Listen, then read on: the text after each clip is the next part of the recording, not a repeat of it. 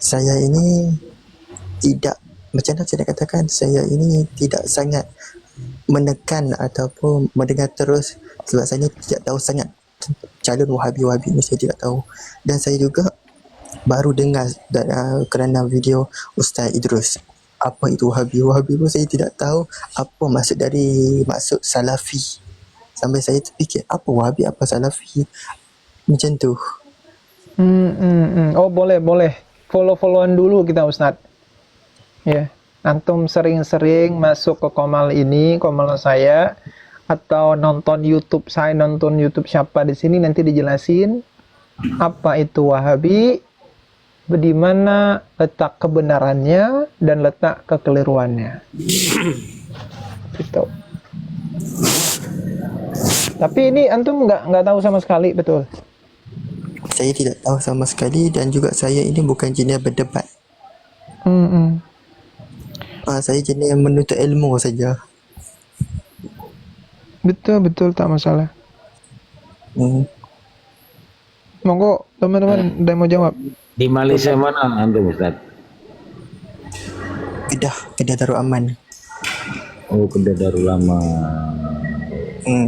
Mungkin supaya jelasnya Pak Muhammad tabayun juga gitu ke dua firqah ini gitu, untuk membandingkan. Ini mumpung ada yang dari Wahabi, silakan Bang Sof memberi pembelaan. Silakan. Kita jelasin dulu ya, di versi kita Wahabi itu siapa. Jadi Wahabi itu ada dua. Ada Wahbi, ada Wahabi. Kalau Wahbi itu pengikutnya Abdul Wahab bin Rustum, era salaf, itu Khawarij era salaf. Kalau Wahabi yang disebut-sebut sekarang itu pengikutnya Syekh Muhammad bin Abdul Wahab. Siapa yang mengatakan itu? Banyak sekali ulama. Siapa saja, mulai dari keluarganya sendiri, yakni Sulaiman bin Abdul Wahab, atau ulama yang mengikuti Syekh Muhammad bin Abdul Wahab itu sendiri.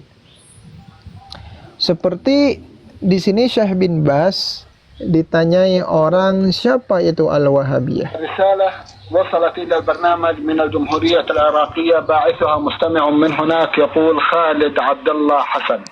الأخ خالد له جمع من الأسئلة، من بينها سؤال يقول سمعت بالوهابية فمن هم؟ Saya mendengar Al-Wahabiyah, siapa mereka? الوهابية هم أتباع الشيخ الإمام محمد بن عبد الوهاب بن سليمان بن علي التميمي الحنبلي المتوفى سنة 60. Jadi Al-Wahabiyah itu pengikutnya Syekh Muhammad bin Abdul Wahab bin Sulaiman bin Ali At-Tamimi yang wafat pada tahun 1206 Hijriah. Beliau ini diklaim oleh pengikutnya sebagai seseorang yang mendakwahkan tauhid dan memberantas kesyirikan. Ini klaimnya. Meskipun setelah kita telusuri, tauhid yang beliau ajarkan itu justru berbanding terbalik dengan yang diajarkan oleh Ahlussunnah wal Jamaah. Syirik beliau sembarangan, pada bab-bab yang sebenarnya bukan syirik malah dituduh syirik.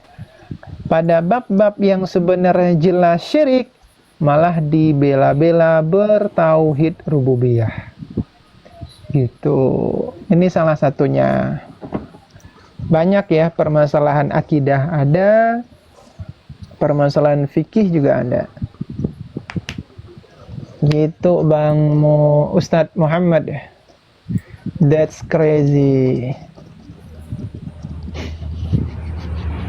Kalau macam tu, kalau contohnya kita nak pergi ke satu majlis kan, dan di majlis itu ada seorang ustaz dan kita sendiri tidak tahu dia itu Wahabi, tapi cara dia menyampaikan tidak sama sekali dengan Ahlussunnah sampaikan.